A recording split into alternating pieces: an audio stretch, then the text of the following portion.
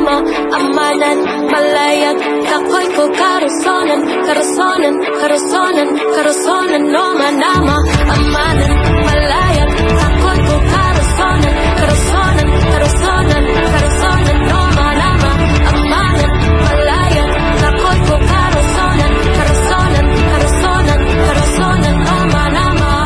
So if you want mag-igsonan nga ang himaya sa Ginoo magpabiling sa itong kinabuhi, we should remain humble under the glory of God. So kailangan ang glory sa Ginoo sa itong kinabuhi, kita mo sugot nga mo absent ta Domingo sa pagsimba. Young people,